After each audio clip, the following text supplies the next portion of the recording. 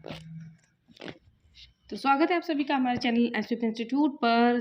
तो PWD candidate, अगर आप यूपीएससी के एग्ज़ाम देना चाहते हो, आपको लगता है कि मैं एक आईएएस आईएफएस इन पोस्ट पर मैं बैठ सकता हूँ या नहीं, मतलब ये पोस्ट जो है वो उस एग्ज़ाम को मैं मतलब मेरे लायक है नहीं है, मैं इस एग्ज़ाम को दे सकता हूँ नहीं दे सकता हूँ, तो आप बिल्कुल डीमोटिवेट मत होइए।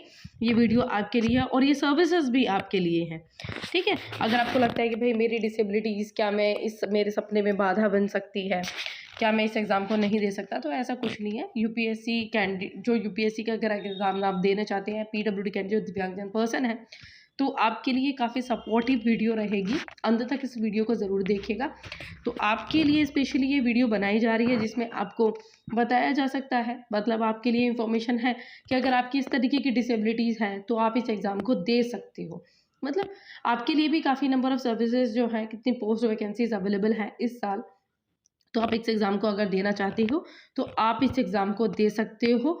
ओके, तो कोई भी टेंशन नहीं है। यूनियन पब्लिक सर्विस कमीशन का एक एग्ज़ाम है जिसमें पीडब्ल्यूडी कैंडिडेट्स के लिए अलग से रिजर्वेशन जो है वो एज का एग्जामिशन भी है, सर्विसेज भी अवेलेबल हैं। तो आप लोग अगर इस फॉर्म को नहीं भरोगे तो वैकेंसीज खाली जाएंगी, तो इसलिए जल्दी से जल्दी इस फॉर्म के लिए अप्लाई कीजिए। अगर नहीं किया है तो 11 फरवरी इस फॉर्म को लास्ट डेट जो है वो फिलअप करने की है, और 22 जनवरी से फॉर्म की डेट जो है वो नोटिफिकेशन आई थी और स्टार्ट लोगों ने भरना स्टार्ट कर दिया है। और पीडब्ल्यू कैंडिडेट्स जिन्होंने नहीं भरा है, जिन्होंने भर दिया है तो बहुत अच्छी बात है, और जिन्होंने नहीं भरा है तो जल्दी से जल्दी इस फॉर्म को फिल करने के लिए तैयार हो जाइए। जल्दी से इस फॉर्म को फिल कर दीजिए, ओके। और डिमोटिवेट मत होइए, मोटिवेशन के साथ इस फॉर्म को फिलअप कीजिए, ओके। और जिस तरीके का क्वेश्चन रहेगा वैसे पूरी कंप्लीट इन्फॉर्मेशन आपको देने की कोशिश की जाएगी। जो भी आपका क्वेश्चन रहेगा तो वो हमारे इस वीडियो के कमेंट सेक्शन में आप मेंशन कर दीजिएगा जो आपका क्वेश्चन रहेगा। एंड जो हमारा चैनल है, टेलीग्राम चैनल भी है, इंस्टाग्राम चैनल भी है, तो वहाँ पर भी आप कमेंट कर सकते हैं, ओके। तो मैं आपको बताती हूँ कि जैसे यूनियन पब्लिक सर्विस कमीशन का ये जो वीडियो मैं आपको अपलोड कर रही हूँ, तो देखो इसकी जो वीडियो है, पूरा जो complete information union public service commission की, तो इसकी पूरी डिटेल्ड इन्फॉर्मेशन तो एक हमने अपलोड की है जिसमें हमने पूरी कंप्लीट इन्फॉर्मेशन आपको दी है, जो कि हमारे चैनल है SPP institute government exam channel पर। तो पूरी इन्फॉर्मेशन तो वहाँ पर आपको मिलेगी कि क्या एग्जाम पैटर्न है। वैसे मैं इस वीडियो में भी आपको बताऊंगी कि क्या क्या चीज़ें हैं, क्या फीस रहने वाली है, क्या एज एग्जामिशन है, ठीक है।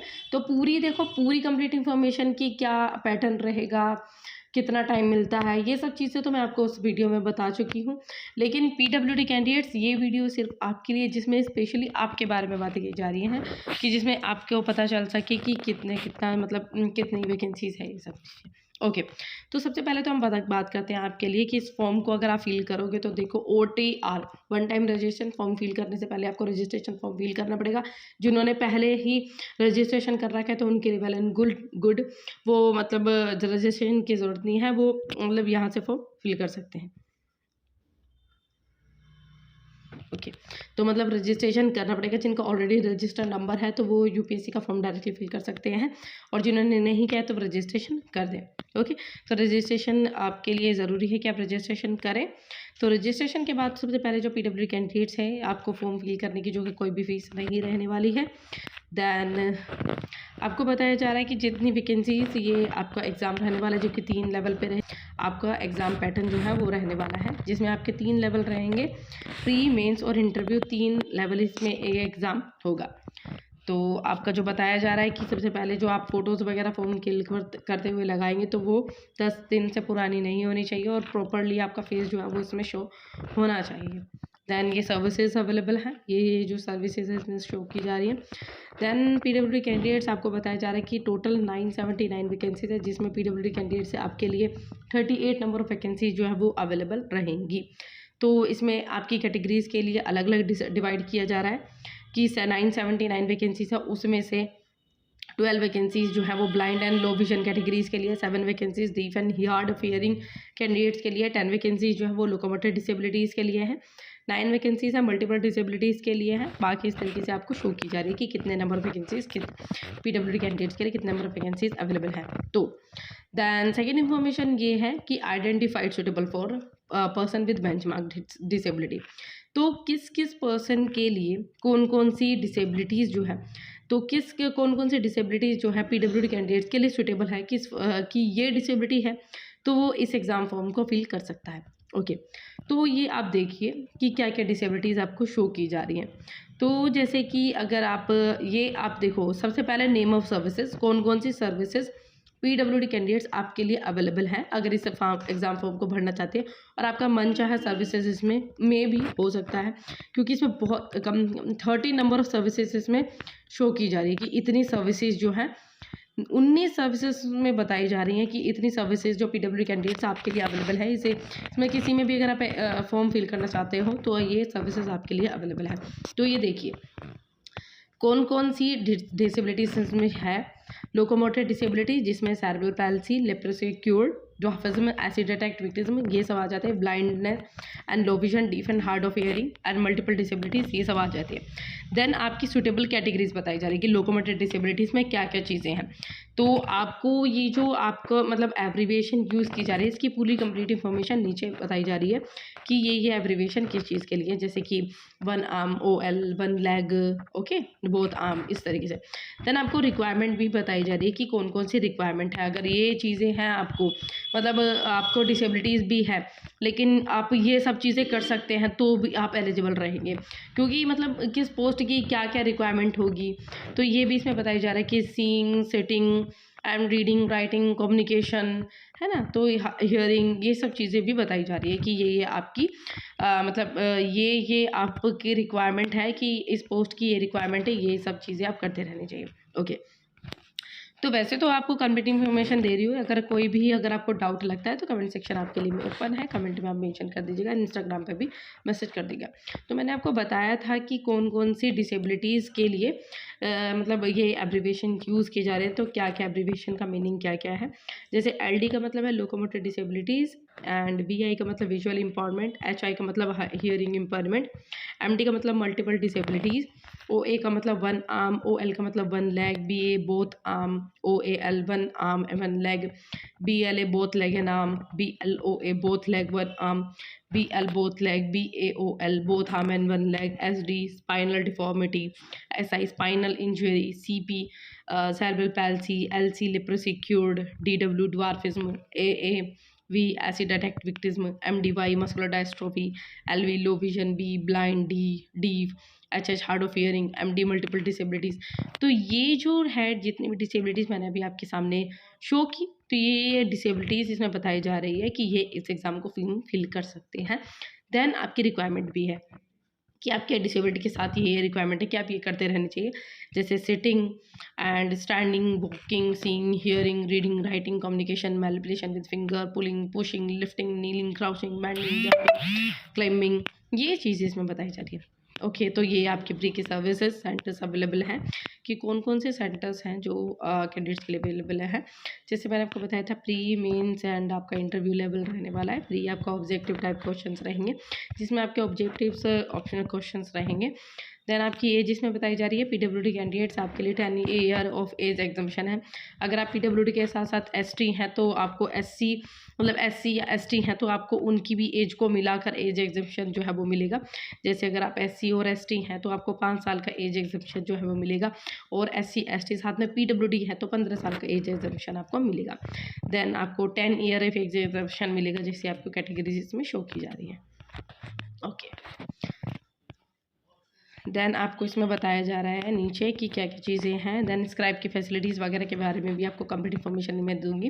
देन आपके लिए बताया जा रहा है कि कितने नंबर ऑफ अटैम्प्ट जो है पे PWD कैंडिडेट्स आप दे सकते हैं। PWD कैंडिडेट्स 9 है कैंडिडेट्स आपके लिए अटैम्प्ट, 9 फॉर जनरल। अगर आप PWD है साथ में जनरल है, EWS OBC है तो 9 नंबर ऑफ अटैम्प्ट है।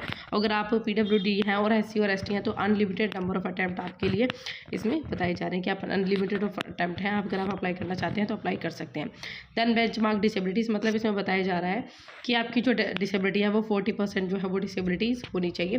देन इसमें ये भी शो किया जा रहा है आपको PWD candidates most important information आपके लिए ये है कि अगर इस एग्ज़ाम को फॉर्म फिलअप करोगे आप, देखिए पहली इन्फॉर्मेशन तो ये कि आप इस एग्ज़ाम फॉर्म को फिल करते हो तो आपके पास अगर PWD कैंडिडेट्स अगर इस फॉर्म को फिल करना तो आपके पास सर्टिफिकेट जो है वो होना चाहिए। लेकिन अगर इस एग्ज़ाम को क्लियर करते हो, क्लियर करने के बाद जब आपका इंटरव्यू हो जाता है, इंटरव्यू के बाद आपका दोबारा से एक मेडिकल चेकअप जो है वो होता है, जो कि उन सेंटर्स के द्वारा, उन हॉस्पिटल्स के द्वारा, उन बोर्ड के द्वारा आपको वेरीफाई किया जाता है, जो कि मतलब इंस्टीट्यूट जो कि उन्हीं के द्वारा यूपीएससी की तरफ से, सब गवर्नमेंट की तरफ से जो बोर्ड उनके द्वारा प्रोवाइड किए जाते हैं, वो दोबारा से आपका वेरिफिकेशन करते हैं और दोबारा से आपकी रीचेकिंग की जाती है, ताकि आपकी डिसेबिलिटीज़ को मतलब पता किया जा सके डिसेबिलिटीज़ रियल में है, मतलब एक्चुअली डिसेबिलिटीज़ है क्या। ओके, तो मेडिकल एग्जामिनेशन, जो मेडिकल एग्जामिनेशन होता है वो कंडक्ट किया जाता है सेंट्रल स्टैंडिंग मेडिकल बोर्ड के द्वारा to access your disability and suitable for choosing services.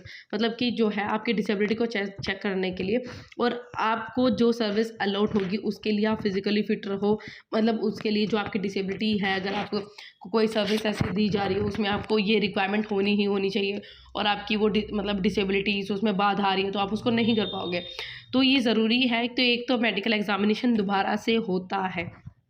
Okay, तो ये आपको मैं इंफॉर्मेशन दे रही हूँ, तो आपको हमारे चैनल से जुड़े रहिएगा ताकि आपको इस चीज़ से जुड़ा हुआ सपोर्ट मिले, ताकि हम जैसे मेडिकल एग्जामिनेशन होता है तो उसमें आपकी मदद की जा सके कि किस तरीके से जो बोर्ड है वहाँ पर किस तरीके से ट्रेनिंग वगैरह मतलब क्या वेरिफिकेशन होता है। तो सबसे पहले इंपॉर्टेंट इन्फॉर्मेशन आपके लिए ये है कि आपको लगता है कि जैसे कि डिसेबिलिटीज़ के फिल करने के आपने फॉर्म भरा, तो आपने इंटरव्यू दिया, उसके बाद कुछ नहीं, लेकिन उसके बाद दोबारा से वेरिफिकेशन होता है आप लोगों का। ओके, जहाँ पर आपके डिसेबिलिटीज़ को चेक किया जाता है।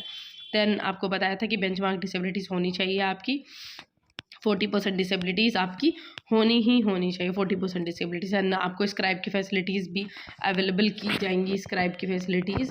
ओके, 40% आपकी डिसेबिलिटीज़ हैं। Then belonging to a benchmark disability categories are likely to have been previously tested, मतलब उनको टेस्ट किया जाना चाहिए पहले भी, और मतलब मेडिकल एक एग्जामिनेशन होता है रूल्स के अकॉर्डिंग, देखिए इसमें साफ साफ मेंशन किया जा रहा है कि noted as clearly that prescribe medical examination per these rules also including for the benchmark disabilities. And जो रिजल्ट रहेगा प्रिस्क्राइब मेडिकल एग्जामिनेशन का वो वैलिड रहेगा और वो ही फाइनल रहेगा, उसी के अकॉर्डिंग आपकी अपॉइंटमेंट जो है उन्हीं के अकॉर्डिंग आपको अपॉइंट किया जाएगा। ओके, देन प्लान आपको एग्जामिनेशन वर्क के मैंने बताए थे कि क्या क्या आपका प्लान है इस एग्जामिनेशन का, प्री मेंस का एग्ज़ाम जैसे रहेगा, तो उसके लिए आप में हमारी जो कंप्लीट वीडियो है उसको एक बार चेक कर लीजिए। पूरी कंप्लीट वीडियो भी हमारे चैनल पर है, अभी इस वीडियो से पहले ही उस कंप्लीट वीडियो को हमने इस SPP institute government exam channel पर अपलोड किया है, उसका लिंक जो है वो हमारे डिस्क्रिप्शन में आपको मिल जाएगा और हमारे चैनल पर भी आपको उसका लिंक मिल जाएगा। देन इसको आपको बताया जाएगा कि आपकी 40%, अगर आप देखिए अगर आप स्क्राइब की फैसिलिटी लेना चाहते हैं तो आपकी 40% डिसेबिलिटीज़ होनी चाहिए। देन वैसे तो इसमें ये भी मेंशन किया जा रहा है कि आप की डिसेबिलिटीज़ अगर 40% से कम है तो भी आपको स्क्राइब की फैसिलिटी मिल सकती है, लेकिन आपको किसी एग्ज़ाम मतलब हॉस्पिटल के द्वारा उनके द्वारा एक प्रॉपरली फॉर्म जो है वो सबमिट कराना पड़ेगा पहले, कि ताकि वो ये कह रहे हैं कि पर्सन की डिसेबिलिटी तो कम है लेकिन वो लिखने में इसको बहुत दिक्कत होती है इस तरीके से, ठीक है। तो ये चीज़ें इसमें स्पेशली मेंशन की जा रही है। ओके, तो अगर जैसे आपकी डिसेबिलिटी है तो स्क्राइब की फैसिलिटी कमीशन के द्वारा भी आपको प्रोवाइड की जा सकती है और आपका खुद का भी स्क्राइब हो सकता है, और उसकी एजुकेशन जो क्वालिफिकेशन है वो आपकी जो क्राइटेरिया है इस एग्ज़ाम का उससे ज़्यादा उसका क्राइटेरिया एग्ज़ाम का क्वालिफिकेशन का क्राइटेरिया नहीं होनी चाहिए। देन जो स्क्राइब की फैसिलिटी है और डिसेबिलिटीज़ है ब्लाइंडनेस लोकोमोटर डिसेबिलिटीज़, तो कंपल्सरी 20 मिनट जो है वो मतलब आपको मिलेगा इसमें एक्स्ट्रा। इसमें ये भी बताया जा रहा है कि एंड जो पर्सन है विजुअली इम्पेयर्ड है तो PWD कैंडिडेट्स, तो उनके लिए आपको शो की जा रही है कि क्या क्या आपकी मतलब कितनी आई ऑफ डिसेबिलिटी है, मतलब आपकी आईज़ कितनी डिसेबल है, तो उसके अकॉर्डिंग आपको परसेंटेज मिलेगा कि कितना लो विजन है, तो ये आपका पूरा डाटा शो किया जा रहा है। इससे अगर आपको कोई डाउट हो तो कमेंट सेक्शन में आप मेंशन कर दीजिएगा, और वरना हमारे चैनल पे इंस्टाग्राम पे भी मैसेज कर दीजिएगा। देन आपको सिलेबस मैंने बताया था कि प्री का कैसा रहने वाला है, मेंस का, देन आपको कंप्लीट इन्फॉर्मेशन वो हमारे SPP institute government exam channel पर आपको इससे जुड़ी हुई मिल जाएगी। देन ये सब तो चीज़ें आपको एग्ज़ाम के बारे में ही बताई जा रही है कि एग्ज़ाम ये सारा आपको एग्ज़ाम के बारे में ही है कि क्या एग्ज़ाम है, मतलब किस तरीके से आपको, अगर आप ऑप्शनल सब्जेक्ट का भी इसमें है कि आप अगर आप ऑप्शनल सब्जेक्ट लेना चाहते हैं तो इसमें इंफॉर्मेशन प्रोवाइड की गई है कि कौन कौन से ऑप्शनल सब्जेक्ट आप ले सकते हैं। ओके, देन आपको और भी इंफॉर्मेशन देती हूँ PWD कैंडिडेट्स आपकी हेल्प के लिए, जो कि बहुत ही हेल्पफुल रहेगी आपकी। ओके, देन आपको और भी इंफॉर्मेशन मिलेगी। देन ये देखिए आपके लिए किस तरीके का एक सर्टिफिकेट जो है वो एग्ज़ाम सेंटर्स के द्वारा आपको दिया जाता है। Then differently application form, instruction to withdraw candidate and ये रहा जी। इसमें सर्टिफिकेट है, physical limitation examination to write, ये स्क्राइब वगैरह से जुड़ा हुआ फॉर्म है कि स्क्राइब फैसिलिटीज़ है, मतलब ये है कि पर्सन है कि वो एग्ज़ाम में नहीं लिख सकता है। Physical limitation in examination to write this that I am dash examined and name of the candidate with strong disabilities, मतलब इसमें बताया जा रहा है कि अगर स्पेशलिस्ट के द्वारा ये गिवन बाय द स्पेशलिस्ट, मतलब उन हॉस्पिटल के द्वारा ये फॉर्म साइन करके दिया जाएगा उस पीडब्ल्यूडी कैंडिडेट्स के लिए कि जो स्क्राइब की फैसिलिटी चाहता है, मतलब ये नहीं लिख सकता है। और अगर हम खुद का स्क्राइब यूज़ कर रहे हैं तो आपको ये फॉर्म जो है वो फिल करने के देना होगा।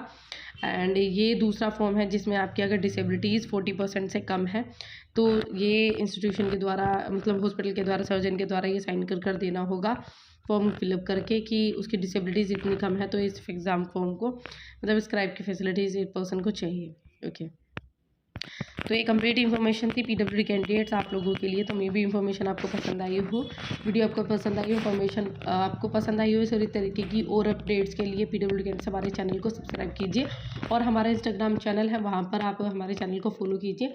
और आपको इस वीडियो से जुड़ा हुआ कोई डाउट हो तो कमेंट सेक्शन में आप मेंशन कर दीजिएगा। और इंस्टाग्राम पर भी आप मैसेज कर सकते हैं, टेलीग्राम पर भी आप मैसेज कर सकते हैं।